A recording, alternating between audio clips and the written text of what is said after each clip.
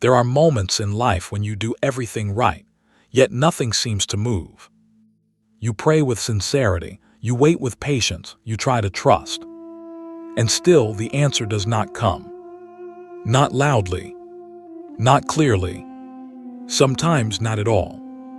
In those quiet stretches, a question begins to form, slowly, carefully, almost with guilt.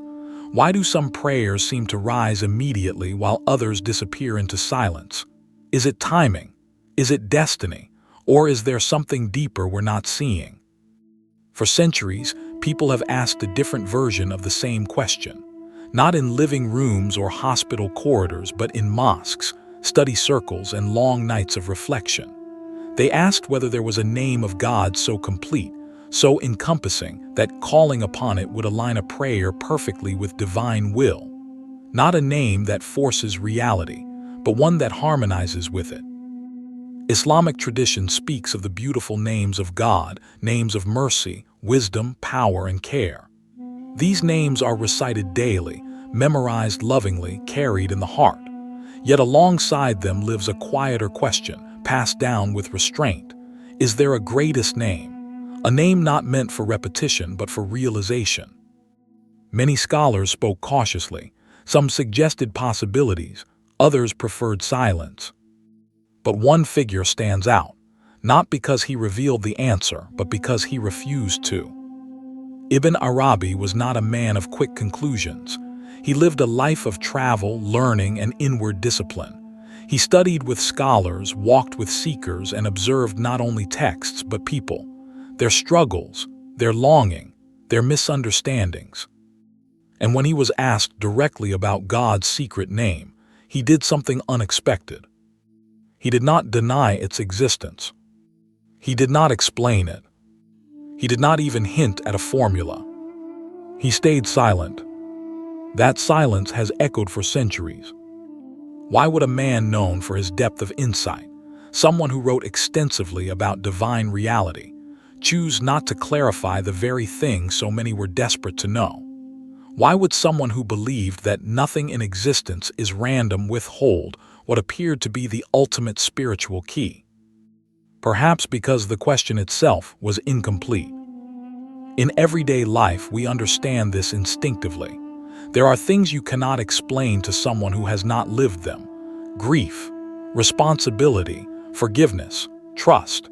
You can describe them endlessly, but until life brings them to your doorstep, the words remain thin. Ibn Arabi seemed to understand this deeply. He saw how people approached spirituality the same way they approached shortcuts, searching for the right phrase, the correct technique, the hidden lever that would make life finally obey. But what if obedience was never the point? What if the secret name was not something to be used, but something to be recognized? This is where the story truly begins, not with a hidden word, but with a deeper discomfort.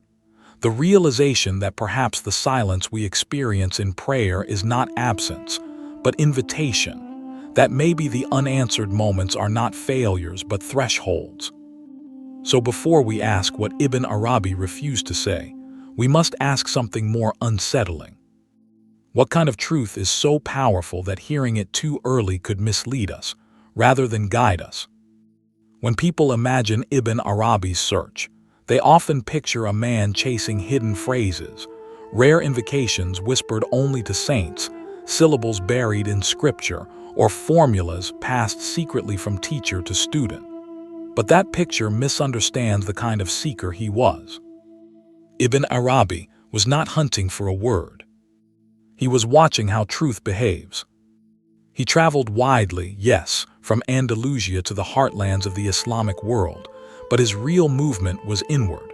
Wherever he went, he observed how people lived their faith, not just how they spoke about it.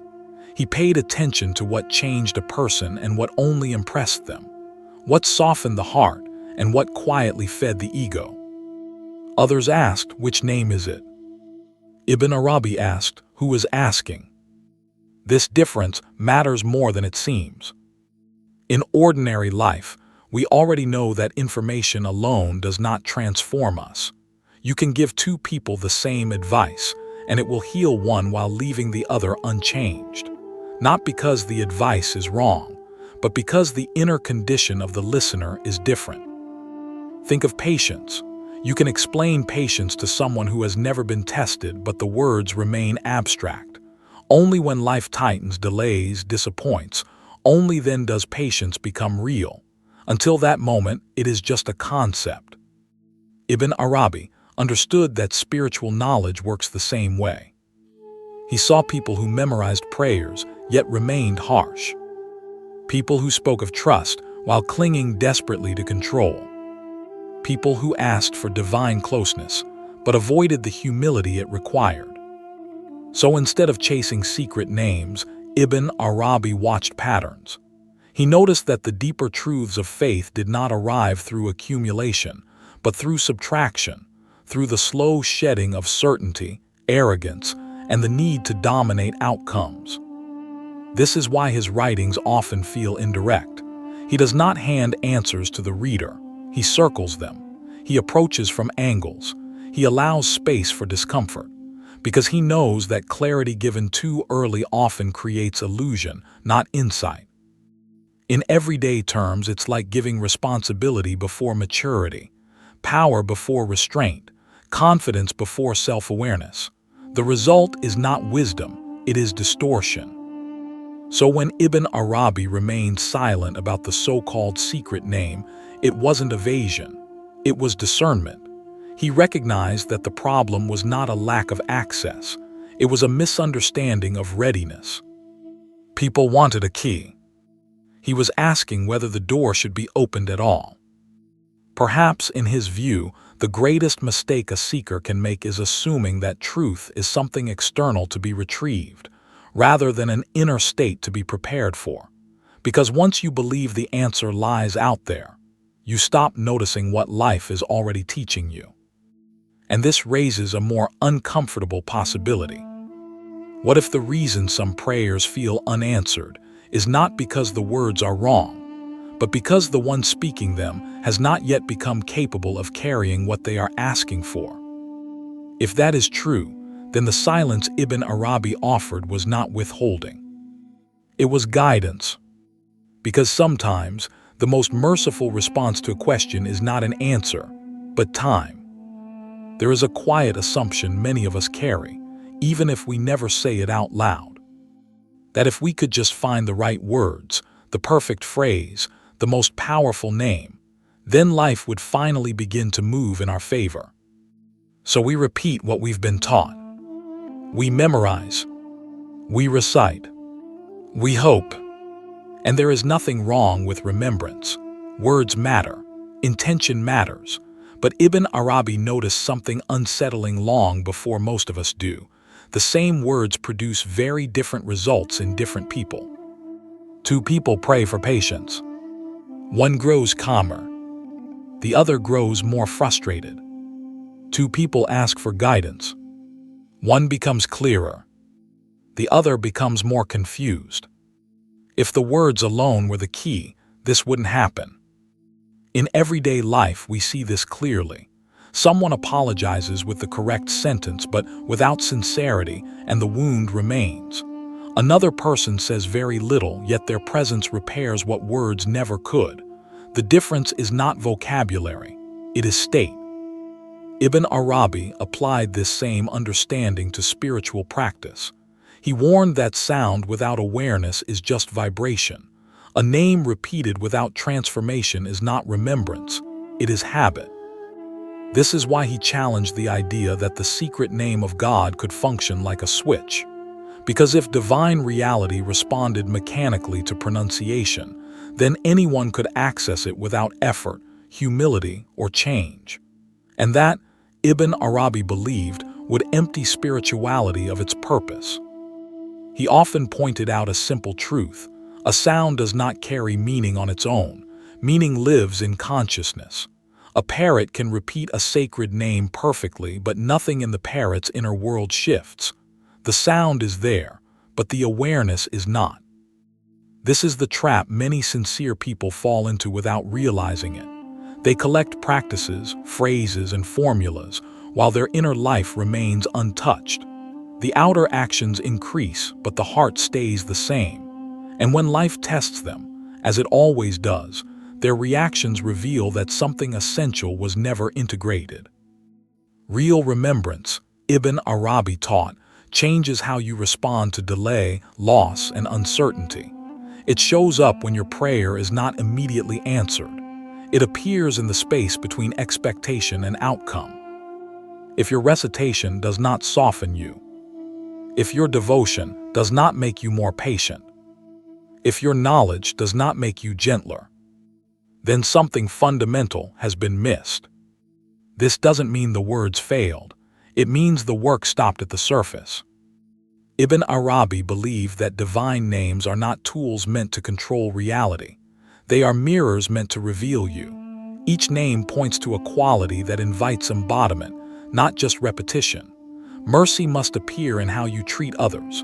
Trust must show itself when outcomes feel uncertain. Wisdom must restrain you when emotion urges reaction. And here is where the question of the greatest name begins to shift. If one name represents mercy, another strength, another justice, then what kind of name could gather all of them without contradiction? What kind of knowing could hold compassion and firmness, patience and action, surrender and responsibility at the same time? Certainly not a word you simply say. Perhaps the reason the right words sometimes feel powerless is not because they lack power, but because they were never meant to act alone. And if that is true, then the search must move deeper. Away from sound, away from technique, toward something far more demanding, toward the one who is speaking. As Ibn Arabi watched seekers struggle with words that did not transform them, he began to describe knowledge not as something you collect, but as something you enter. And he spoke of this knowing as having depth, like water that can be touched, entered, or lived within. Most people never go beyond the surface. At the first depth, knowing is external. It lives on the tongue and in memory. You learn the names of God the way you learn any vocabulary through repetition. You say the words because they are sacred, because you were taught them, because they feel safe. This stage is not wrong. It is necessary, but it is incomplete. At this level, prayer becomes routine. Remembrance becomes habit. You may feel comfort, even peace at times, but life still throws you into the same reactions. Anger rises quickly. Fear tightens the chest. When delay appears, trust collapses. The words are present, but they have not yet descended. Then comes the second depth. Here, knowing begins to move inward. The seeker no longer recites mechanically. They pause, they feel. When they speak of mercy, something softens. When they remember wisdom, something steadies. The names of God are no longer labels, they become experiences. This stage often feels profound. Many people stop here and believe they have arrived. But Ibn Arabi gently unsettles this comfort, because even here the seeker still treats divine qualities as separate. Mercy for this moment, strength for another, patience when it's convenient, justice when it feels justified. But life does not arrive in pieces. Moments demand contradictions at once, to be firm without cruelty, to be gentle without weakness, to trust without passivity. Fragmented knowing cannot carry the weight of real life. So Ibn Arabi points to a third depth, one that dissolves the search entirely. Here, knowing is no longer about qualities you summon. It is about identity, not in the sense of ego, but in the sense of alignment. You stop asking which name to call upon, because your life itself begins to reflect coherence. At this depth, the question shifts, not which name is the greatest, but what kind of being could carry all of them without division. This is where Ibn Arabi introduces his most unsettling idea. The greatest name is not one of God's attributes. It points to existence itself, not mercy alone, not power alone, but the reality that allows every quality to appear. Think of it this way. Warmth and light are qualities of the sun, but without the sun's existence, neither could appear. In the same way, patience, mercy, strength, and wisdom arise from something deeper than themselves. This is why the search for a single word always fails, because the greatest name is not a part of reality. It is what makes reality possible. And when a person begins to sense this, not intellectually but existentially, something profound happens. The struggle to control outcomes loosens. The need to prove oneself softens. Life feels less like a series of battles and more like a current to move with. This is not passivity, it is clarity. You still act, you still choose, but the action feels carried rather than forced. The choice feels aligned rather than anxious. And here quietly, the mystery deepens. If the greatest name points to the very fact that you exist at all, if it refers to what sustains every breath, every heartbeat, every moment, then perhaps the reason Ibn Arabi refused to speak it is simple. Because it cannot be reduced to sound. And because once you begin to recognize it, the search for words no longer makes sense. By this point, the question no longer feels the same. It is no longer, what is the secret name? But why would someone choose not to reveal it? And for Ibn Arabi, that question was inseparable from responsibility. He understood something that experience eventually teaches all of us. Not every truth liberates. Some truths encountered too early distort. They inflate. They give the ego a sense of arrival it has not earned. In everyday life, we recognize this instinctively. You do not hand deep responsibility to someone who has not learned restraint. You do not give authority to someone who has not faced accountability. Not because power is bad, but because power without grounding creates harm. Ibn Arabi saw spiritual knowledge in the same way. The idea of a greatest name was dangerous not because it was false, but because people would misunderstand its nature. They would turn it into possession. I have it. I know it. I can use it. And the moment that happens, humility disappears. He watched how even small insights could quietly feed arrogance.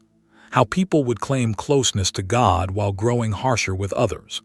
How they would speak of divine unity, yet insist on being right, superior, special.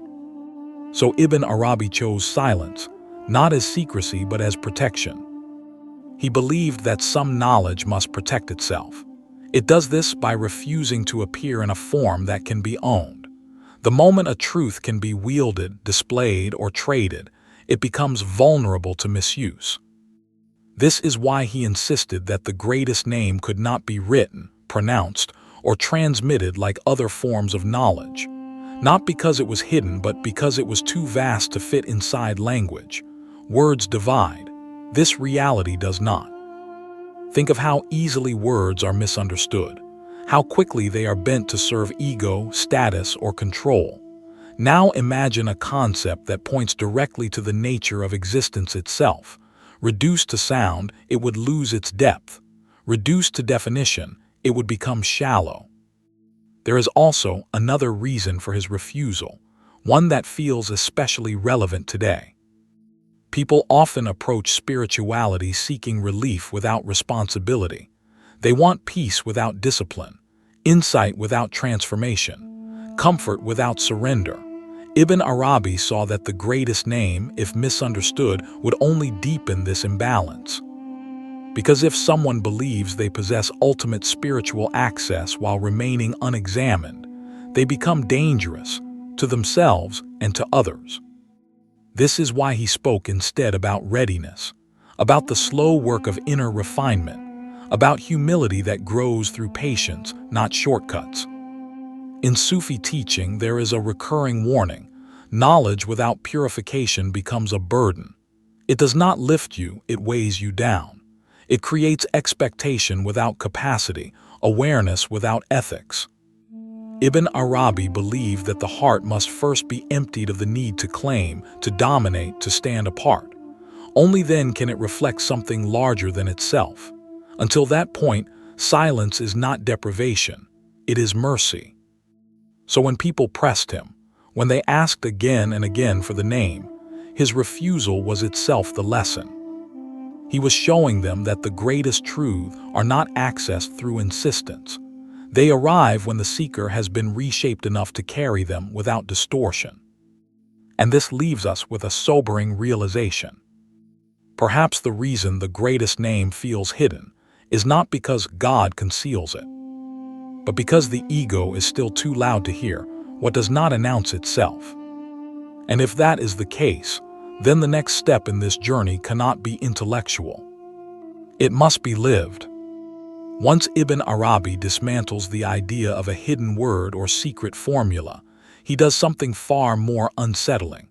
He turns the seeker's attention away from books, away from debates, away from extraordinary claims, and points directly at ordinary life. Not as a distraction, as the answer. He asks us to notice something we rarely pause to consider. You are existing right now without effort. Your breath is moving. Your heart is beating. Your body is sustaining itself in ways you neither command nor fully understand. You did not instruct your cells to regenerate last night. You did not supervise your heartbeat while you slept. Life carried you quietly, faithfully, without asking for permission. Ibn Arabi saw this not as biology alone, but as a sign so constant we stop seeing it. In daily life, we only pay attention to what interrupts us. Pain, loss, delay. We call those moments signs because they demand our awareness. But what about what never stops working? What about the unseen continuity holding everything together? He would say, that is where the secret hides, not because it is rare, but because it is too familiar. Think of how easily we take presence for granted. We notice absence immediately, but presence fades into background noise. The same happens spiritually.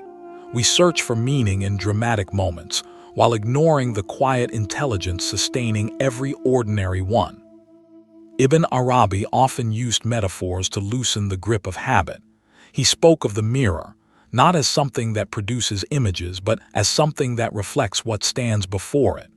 When the mirror is clear, the image appears effortlessly. When the mirror is dirty, the reflection is distorted. The heart, he said, is the same. Life does not hide divine reality. The heart obscures it. This is why he urged people to pay attention not only to what happens to them, but to how they respond. When something delays you, what rises first? Resentment or reflection? When something is taken away, does bitterness appear before trust? When life moves smoothly, do you recognize it as a gift or as entitlement? These reactions are not moral failures, they are information.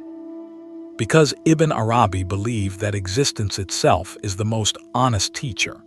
It reveals where we still believe we are separate, where we still imagine control, where we still claim ownership over what was never ours to begin with.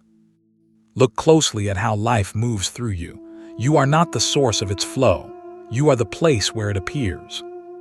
Like a wave does not create the ocean. Like a ray does not generate the sun. Like a word does not invent the breath that carries it. Once this is felt, not intellectually but inwardly, the search changes. The urgency to uncover a secret dissolves. The question becomes quieter, more intimate. How am I relating to the life already entrusted to me? Because if the greatest name points to the reality that sustains all things, then it cannot be hidden in rare moments alone. It must be present in the most ordinary ones, breathing, waiting, choosing, enduring.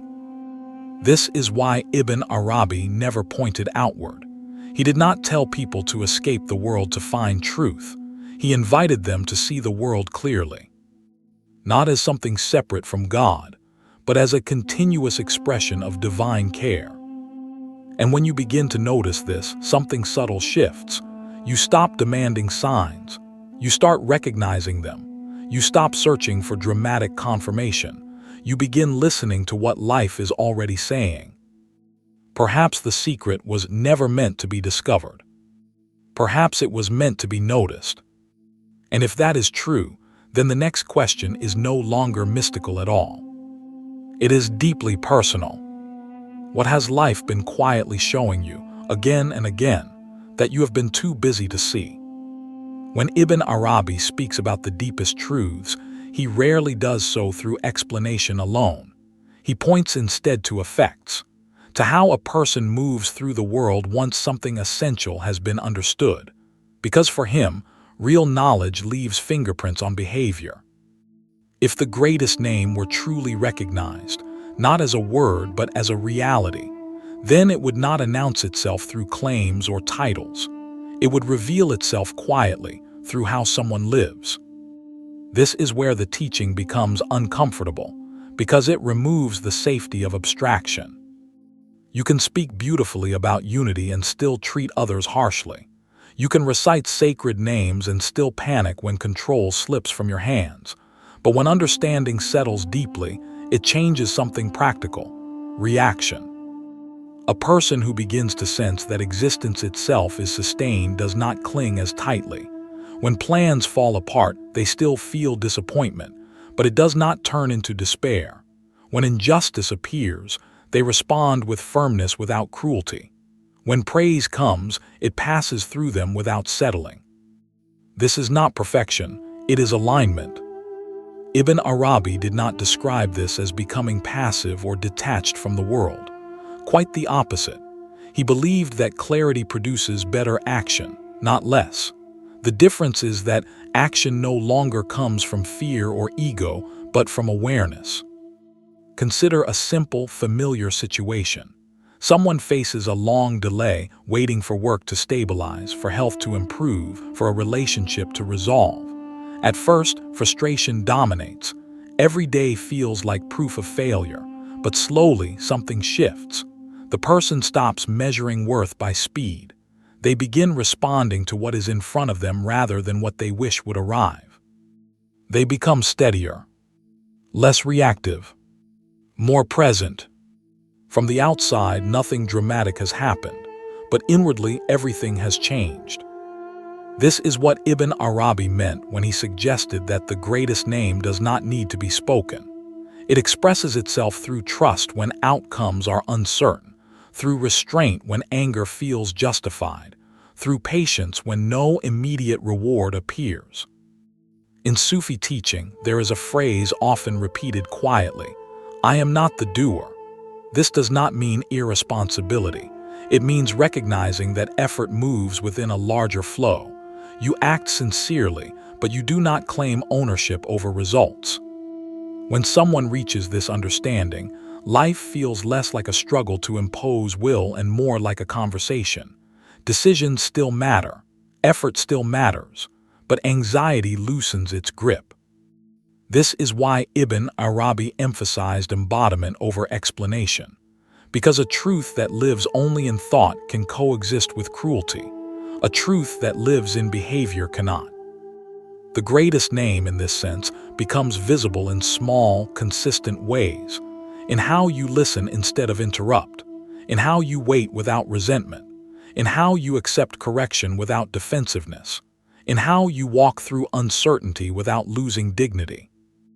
These are not dramatic achievements, they are quiet confirmations. And perhaps this is why the teaching feels elusive, because we are trained to look for spectacle, for proof, for declarations. But the deepest spiritual shifts announce themselves through simplicity.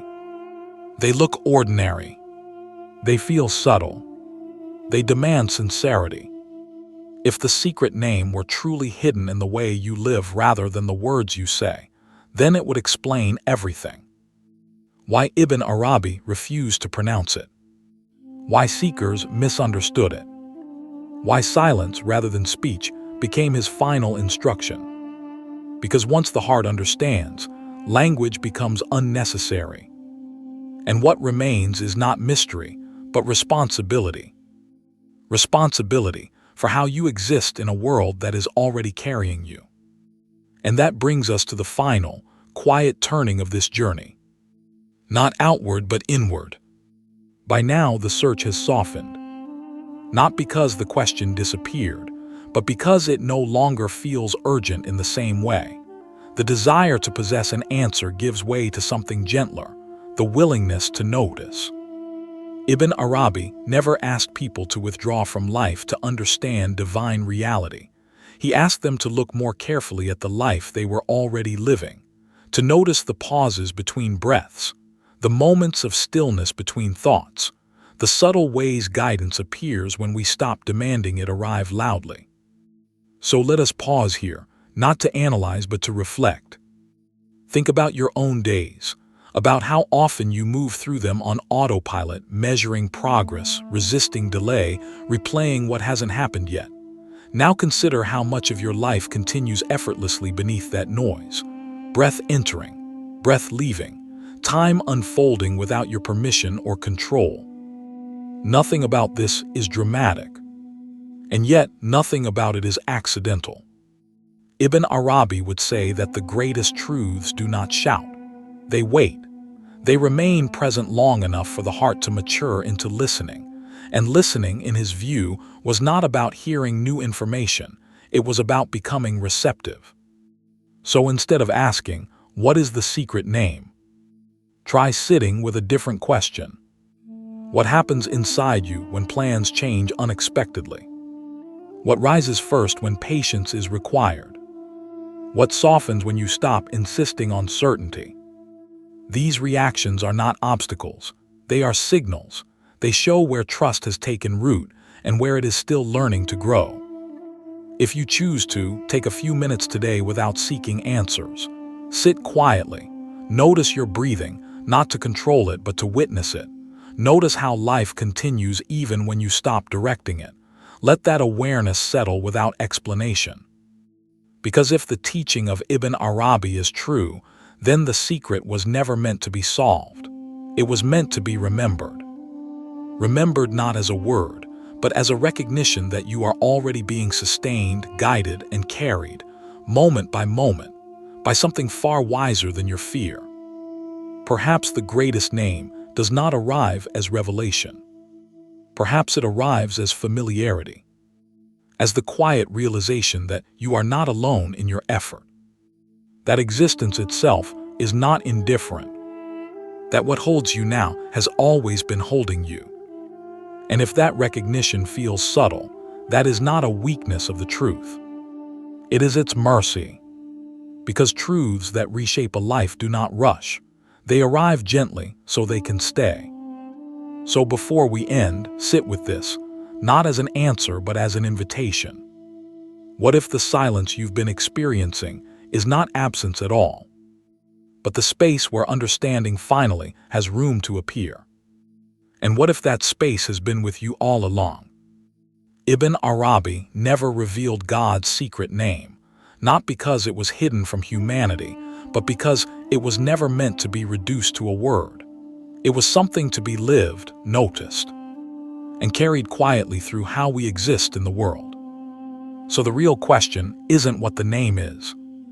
It's this: have you ever experienced a moment in your own life where silence taught you more than words ever could? If this reflection resonated with you, take a moment to like this video, subscribe to Voice of Sufism, and turn on the bell icon so you don't miss future stories of meaning hidden in everyday life. Share your thoughts in the comments. Your experience may help someone else recognize a sign they've been overlooking. And if you'd like to continue this journey, explore the related videos appearing on your screen now. Thank you for listening.